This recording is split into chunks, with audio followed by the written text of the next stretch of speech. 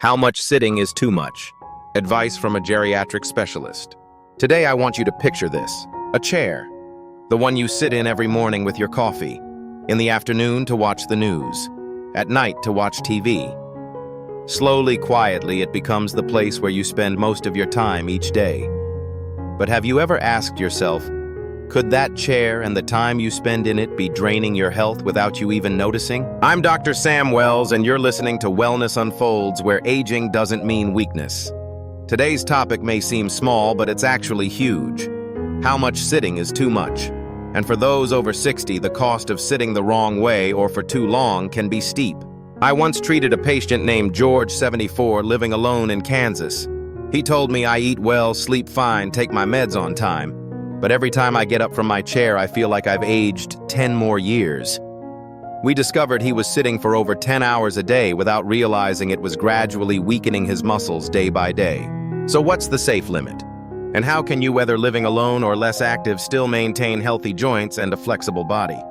I'll share that in this episode with clear, practical guidance based on medical knowledge and real patient experiences.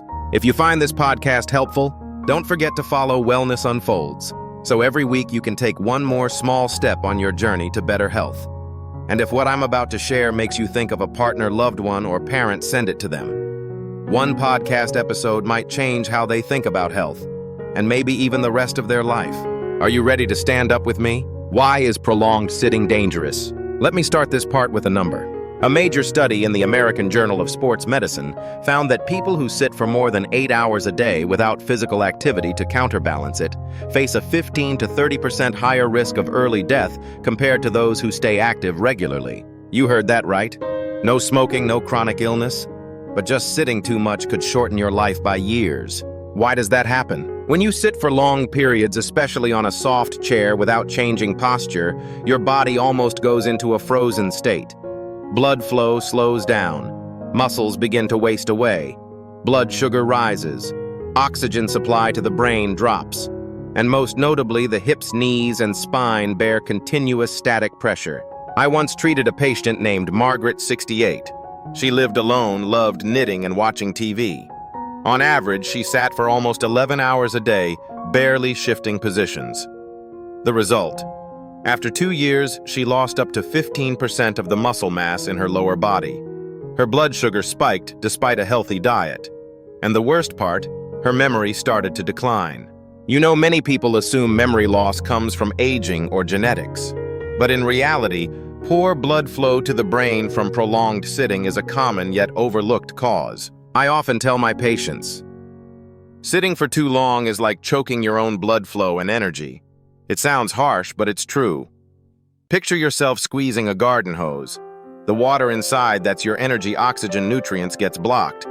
So what happens to the plant below? If you're listening to this podcast right now, there's a good chance you're sitting down. Stand up right now. Yes, go ahead. Stand up. Stretch your legs a little, roll your shoulders. That's it. Just a few seconds. Your body will thank you for it. Because sometimes good health doesn't come from running 5 kilometers. It comes from simply not sitting too long.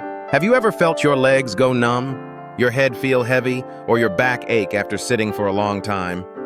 That's your body sending out an SOS. And if we're willing to listen, it's not too late to turn things around. Let me tell you about a special patient, Helen. She's 74 this year. She's a smart woman, used to teach literature in high school, and now lives in the suburbs of Chicago. After retiring, she spent most of her time at home, reading books, watching old movies, and occasionally chatting with her grandkids on the phone. It all seemed peaceful, even healthy. But just a few months into retirement, she started having back pain. At first, it was dull, but it slowly became chronic, especially in her lower back.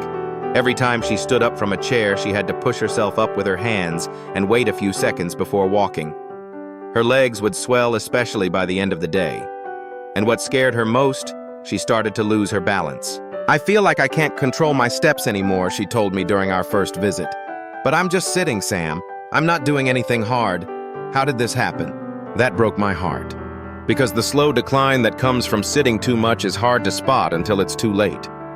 Nobody teaches us that sitting can actually weaken the body like a slow-acting poison. I asked her, on average, how many hours a day do you sit? She chuckled. Probably 10 hours, maybe more. I read, I eat lunch in my chair, then I watch TV until bedtime. After a thorough checkup, I didn't prescribe her any pain meds or circulation supplements. Instead, I gave her one simple piece of advice: stand up every 30 minutes. And every time you stand, take 5 minutes to gently stretch your back, ankles, and shoulders. No equipment, no gym, no personal trainer. She nodded and gave it a try. That first week, she needed an alarm to remind herself. But by the third week, it became a habit. 2 months later, she came back for a follow-up. Her face looked brighter, her walk lighter. She told me I didn't change the world. I just got off my chair more often. And somehow I feel younger. I believe many of us are just like Helen. Not seriously ill, not lazy. We simply haven't learned how to keep our bodies lively. And sometimes a small change, like standing up at the right moment, can make a big difference. Have you ever seen your parents sit all afternoon without shifting positions? Or maybe you, after a long morning, feel heavy in the legs, foggy in the head. If so, maybe it's time to begin just like Helen did, by standing up a little more often. 3 signs you're sitting too much. I want you to take a minute to really listen to your body. Truly listen. Because there are subtle signs easy to miss that are actually early warnings you're sitting too much. And if we ignore them, they can quietly grow into more serious health problems. First sign: your knees or hips feel stiff when you stand up. Maybe you've felt this before. After watching TV for an hour, you stand up and your legs feel stuck. Your steps are heavy, and it takes a few strides before you loosen up. This happens when your joints don't move enough. The synovial fluid that lubricates them doesn't circulate. The muscles around your knees and hips get weaker and no longer support you the way they used to. It's an early sign of joint degeneration, not just aging. Second sign: swollen feet or numbness in your hands and feet by the end of the day.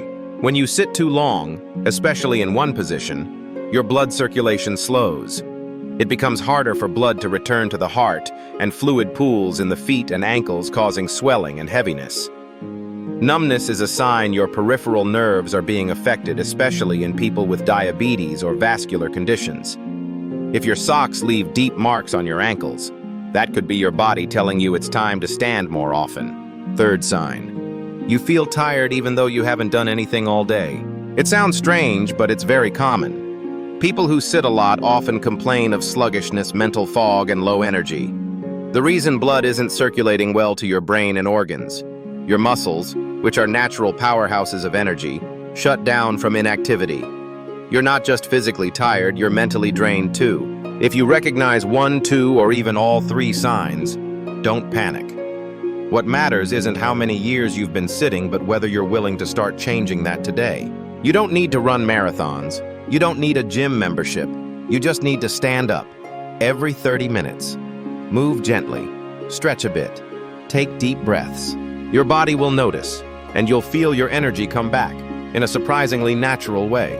You know, after more than 25 years in geriatric care, I've learned something that seems simple, but has changed the lives of so many of my patients. Gentle, regular, intentional movement. It's the key to keeping the body from freezing up over time. The first rule, and maybe the most important: don't sit for more than 45 minutes at a time. Whatever you're doing, reading, watching TV, working, or listening to this podcast, set a timer to stand every 45 minutes. And when you do, don't just shuffle around. Stretch your arms, take a deep breath, walk a lap around the room, roll your shoulders and neck. These little movements have a big impact on your circulation and nervous system. The second rule: after meals, walk for 5 to 10 minutes instead of lying down. I know, it's tempting to rest after eating, especially for older folks. But just a slow stroll around the house or garden helps your digestion, stabilizes your blood sugar, and clears your mind. One of my patients, George, 78, had mild diabetes. He simply added a short walk after meals for 2 months. His blood sugar improved significantly, and he said he felt lighter and slept better at night. The third rule: build movement into your daily routine. Stand while talking on the phone. When commercials come on during TV time, don't sit still. Get up, stretch to the ceiling, roll your shoulders, march in place. It doesn't need to be fancy, just do it. A woman named Shirley once told me I don't have time for exercise, so I turned making tea, watering the plants, getting the mail into my own kind of workout. She's 84 and still walks unaided. Why do these small movements make such a big difference? Because every time you stand, you activate your lymphatic system, the one that clears waste and toxins from your body. This system has no pump of its own. It only works when your muscles move. Each shoulder roll, leg lift, or step you take helps your heart beat stronger. Your joints absorb nutrients and your brain receives steady oxygen. You don't need to be an athlete. You just need to move more and move smarter. And if you think it's too late for you to start, remember this. It's never too late to stand up for your own health. If you're listening and realize that you, or someone you love, are slowly being held captive by the chair of aging, please share this podcast.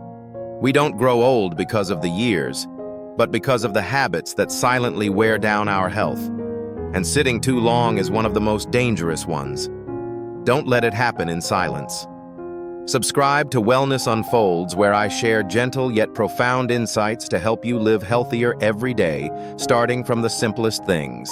How to build the habit of standing up regularly. I know changing a small habit like standing up every 30 to 45 minutes might sound easy, but when you've gotten used to sitting for hours, it becomes a real challenge.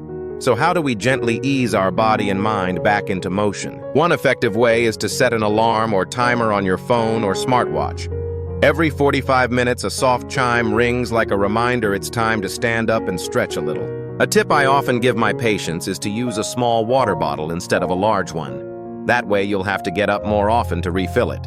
Each trip is a chance to improve circulation and gently move your joints. You can also place the TV remote or your phone somewhere away from your seat. Each time you want to use it, you'll need to get up and move. It may sound inconvenient, but that little inconvenience can bring big benefits to your health.